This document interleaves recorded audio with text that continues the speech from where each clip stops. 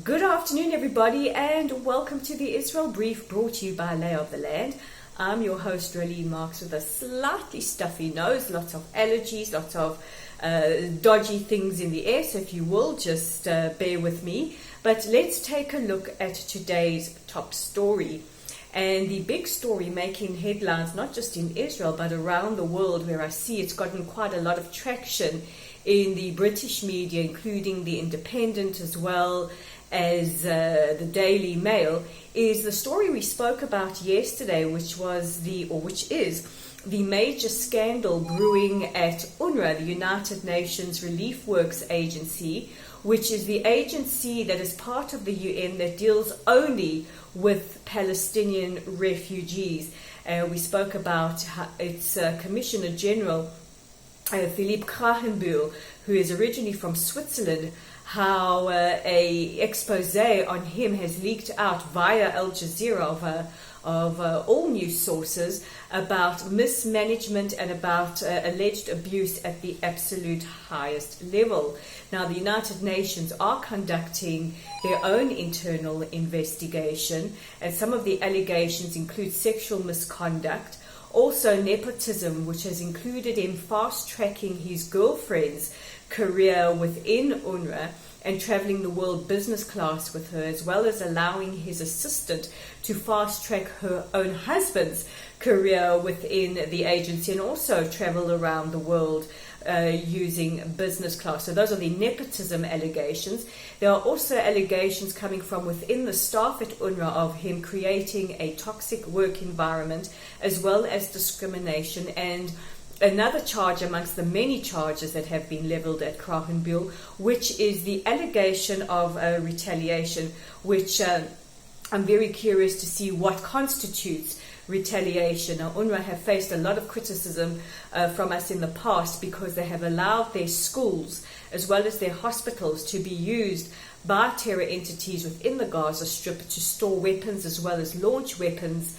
such as rockets and projectiles towards Israeli civilians. So I'm really hoping that the UN finally are going to investigate those allegations. But as a result of this, and after the United States famously pulled their funding of the agency, saying that it does nothing but perpetuate conflict between Israel and the Palestinians, yesterday it was announced that Switzerland were withdrawing their funding pending the organization, and today the Dutch Foreign Ministry announced that they are suspending their funding as well, pending the outcome of this investigation. And Israel's envoy to the United Nations, Ambassador Danny Danon, has appealed for the other member states of the UN who do continue their funding of UNRWA to please withdraw theirs as well, saying that the Palestinian refugees can fall into the UN High Commission on Refugees, just like refugees from around the world, but also that continued funding of UNRWA is continuing to fund abuse and continuing to fund terror and the perpetuation of conflict. So this is a major story, and of course we're going to be following any investigations by the United Nations very, very closely. In more local news, closer to home, and just a week before Special Advisor on Middle East issues Jared Kushner, who is also the son-in-law of US President Donald Trump, arrives in Jerusalem, it was announced via a contact within the government who,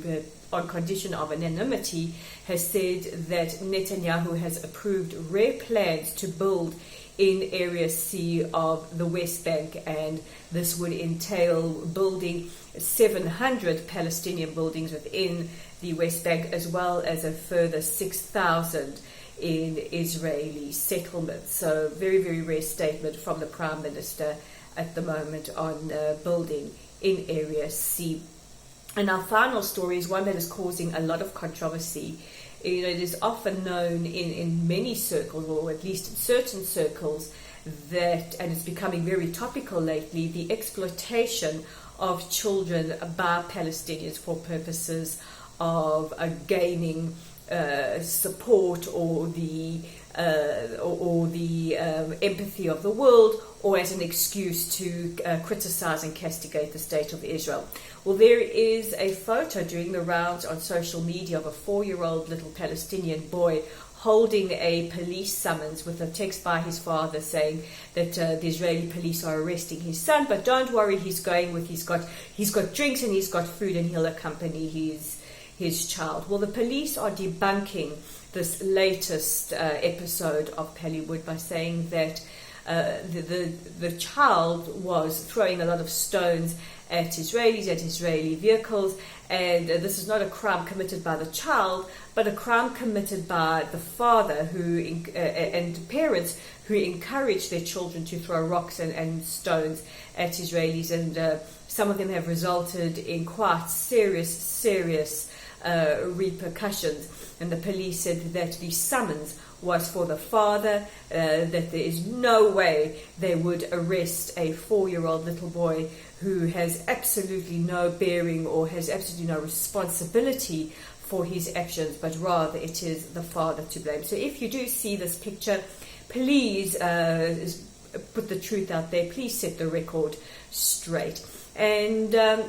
while you're at it, don't forget to check out our website at www.layoftheland.online. And today you can read an excellent letter by Gina Raphael and her daughter Mia, which is addressed to US Congresswoman Rashida Tlaib, she who is a famous supporter of BDS and has announced her intentions to visit Israel. You can read her open letter and invitation inviting the Congresswoman to spend some time with her and her daughter in the north and see the real face of Israel, or perhaps the face of Israel that doesn't make the news. Also, if you don't check it out on our website, don't forget you can see it on our Facebook page, where you can like us and follow us and share our content. And also, if you want to get your news via YouTube, simply click on the subscribe